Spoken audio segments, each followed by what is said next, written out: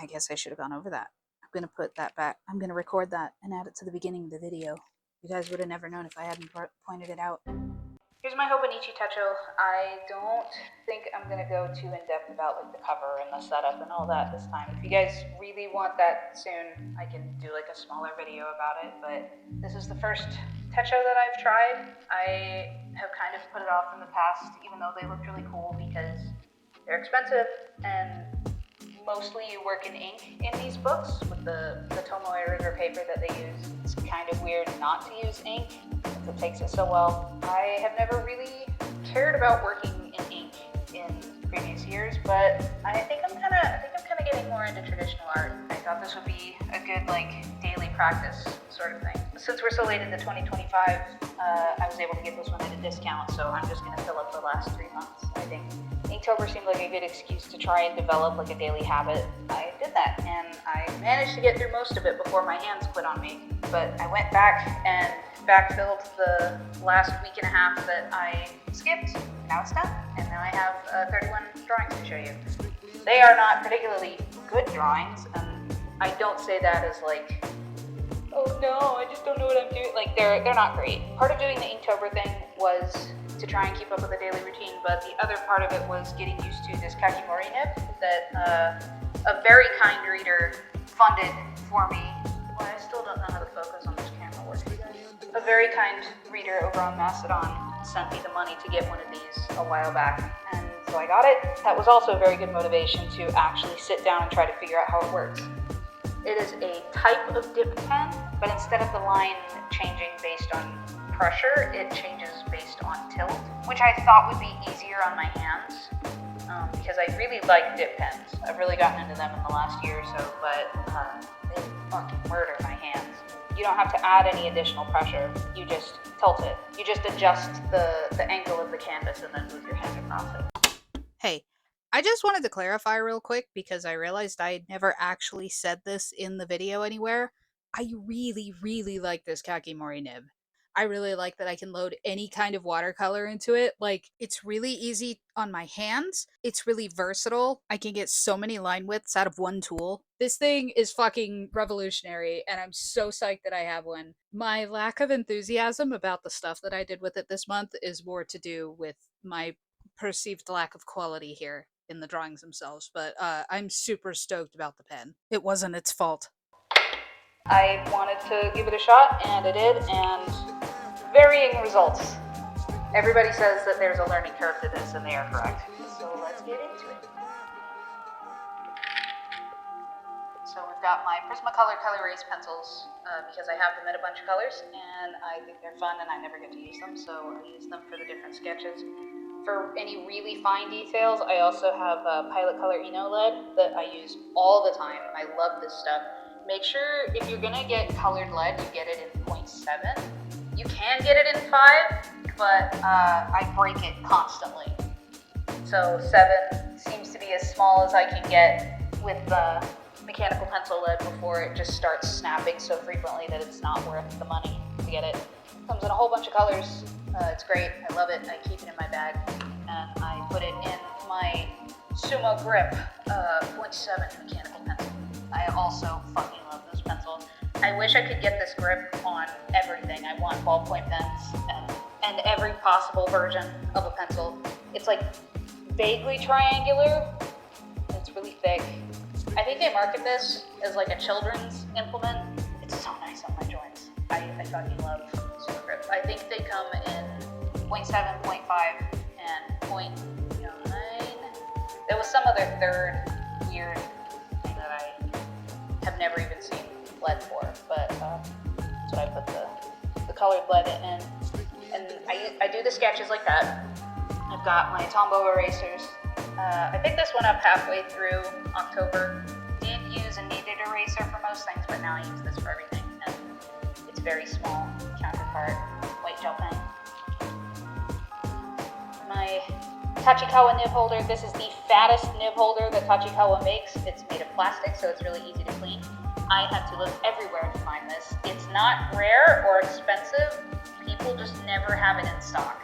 I think they say it's got a pearlescent handle, if that helps. I think it's 16 millimeters around, which like 2 millimeters bigger than the next size down. So it's not that big of a deal, but I need the most that I can get.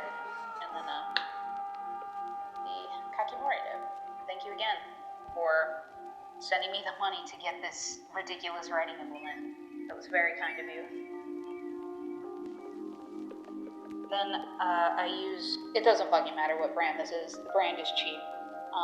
It is a size 8 round brush. I think this is my favorite brush. I think this is my favorite paintbrush to work with. I don't know, it feels nice. I feel like I can control it well. It's kind of losing its snap because, again, it is very cheap. But it got me through Inktober, and it gets me through all my little Pokemon watercolors. So I guess I'll invest in a nicer brush someday. And my watercolor palette, these are actually pans that I pulled from the bigger set that I did a swatch for in another video. One of my goals for next year is to get really good at mixing watercolor paint, or just mixing colors in general. So the method that looks best to me for like a limited palette is cyan, yellow, magenta. And so I've got those, and then everybody was saying that it's really difficult to make like a vibrant, bright grass green, and they were correct. So I also have one of those, and that is my palette that I mix everything else out of. And then I've got a warm black and white that I don't use. I thought I would need it, but I don't. I don't like true black. I think it's too dark. I don't usually like black on anything. I like really, really dark brown, or like a warm toned. Oops, these are just taped in there. This is my experimental palette that I made out of, I think I got like, you know those little mesh things that you put in the bottom of a pipe? A bunch of those came in this.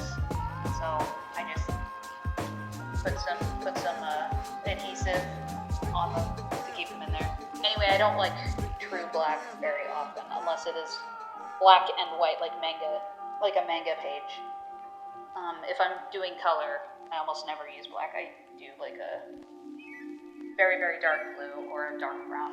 I spray painted some of the stuff we use to paint miniatures in here. There's a white primer and then a layer of enamel finish. And it's been working pretty well. The only problem with this is when I put the lid on the paint, it doesn't want to come back off. But for the most part, this is working pretty well for me. It's cheaper than the fucking like $50 art toolkit palettes. They're very cute, but having to buy one of those and a set of paints is like so fucking much for this little side hobby that I've been cultivating. Maybe for Christmas if we can get out of our financial hole. So we were watching the Pokemon anime when I got this idea in my head to do this project. It was going to be all of the Indigo League, plus the protagonist, plus the rival, and then everybody from the Johto League. I kind of veered off of that at the very end because I didn't really care about the Elite Four in Johto. I used I had this like coral ink sample that I had forgotten about that I used for this. Initially, for these first few, the bleed through is pretty bad because I used fountain pen ink. I thought that was the only kind of ink that you could use with this. I tried a few different dip pen inks, but a lot of them were a little too thick to work with the nib. Fountain pen ink worked to varying degrees. I think there's a really specific viscosity that you need for this nib to actually function as well as it can, and these fountain pen inks were not the correct composite. Pretty messy, but we're learning. This is a learning exercise. There's blue, there's green. Not a lot to say about these two, but I do like the concept of this one. I think they're cute. There is very little canon information about this character online. I gave her a Squirtle just because that was the only bit of information that I could glean from the rest of it, because red and blue get the other two starters. Spark and Misty. I like how Onyx's little boulders turned out in this one. Also, just for the record, all of these drawings are based off of the game counterparts and not the anime, because I really like the vibe of the old red and blue Pokemon games a lot more than I like the anime. I did borrow different outfits from different eras, but in my mind, all of these characters are based on what their personality was supposed to be in the original games. Misty was drawn in watercolor. This was the day that I figured out that I could load watercolor inks into my pen, which was very cool because I only have about 5 fountain pen colors and I had exhausted them by the time I got to this one. So this was kind of a revelation, and it's really cool too. Like the bleed through is like, these are like Bible pages. So there's really surprisingly little bleed through with the watercolors. Hope issue paper is so cool.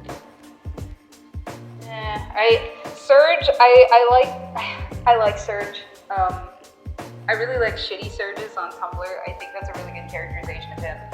It's just like a fucking weird guy who's way too into electric types, and that's like his entire personality. I had all these ideas that I wanted to do to like stage different little vignettes with the characters, but that evaporated pretty quickly because these are dailies, and on top of everything else I'm working on, I don't have time for it. So Surge was a little bit ambitious, and I realized that was not a thing that I wanted to do for the rest of it. So then we kind of veer back into, it's the trainer and their Pokemon hanging out, posing for the magazine. Lee argued with me about whether Koga would smoke because he's a ninja, but I don't know. I think more poison type trainers should smoke cigarettes. I think they would bond with their Pokemon over it. I really like this Espeon. It's unfortunate that they appear to be staring at Sabrina's fucked up tits.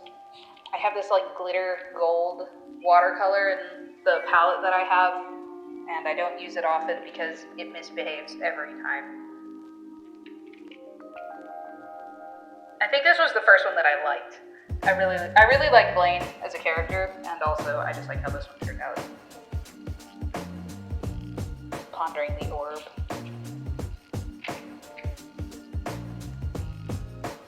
Lorelei, I feel like should just be really fucking weird all the time. I think once you get sufficiently advanced with like professional Pokemon trainers, they're just psychopaths who are so consumed with what they're working on that they have trouble interacting with regular people. I don't think Lorelei talks very much. Agatha's definitely smarter than you though. Bruno is funny because they keep designing these muscly dudes with their shirts off to be fighting type trainers, but then they don't draw nipples on them, and it really just, I don't know, something about leaving that out, but still leaving the muscly dude in the children's game is very funny to me. I don't like this drawing. I don't like either of these drawings, but I do remember feeling like I leveled up with my brush control painting this in, because I was able to get this whole thing in one stroke without seeing underneath the brush, and I haven't been able to do that before. It's weird that when you practice something, you get better at it. I don't have anything to say about Lance, the editor. The air kicked on. We got more white noise now. This is where I started feeling more confident about how things were looking. I think these are cute. I really like this spread. I'm in my element drawing Mean Boys.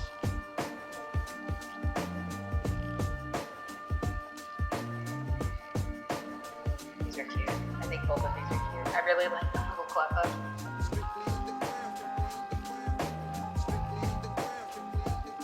Went down again. Don't like that one.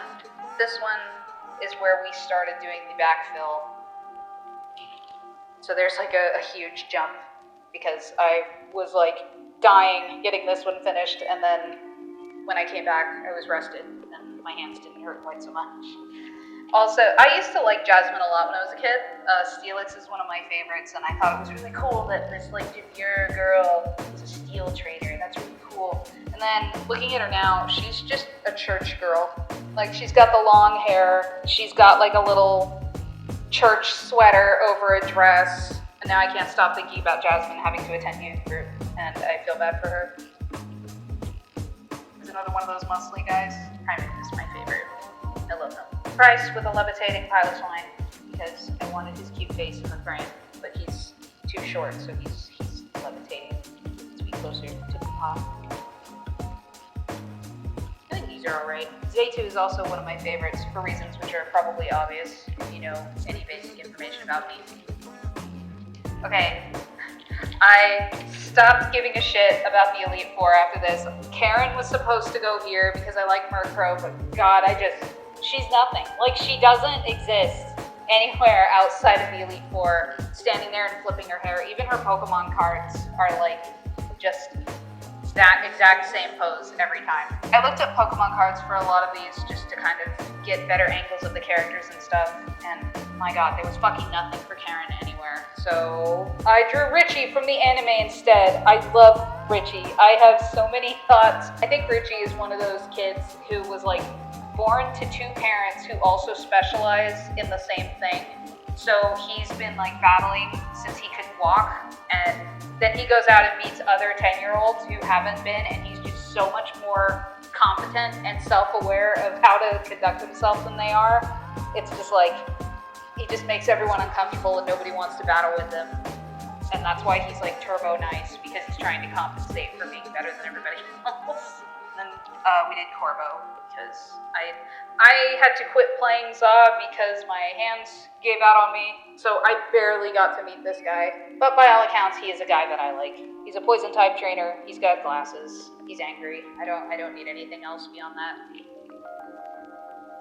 Guzma, who I adore. I think I actually did fan art for him back when Alola came out, but it has been a long time.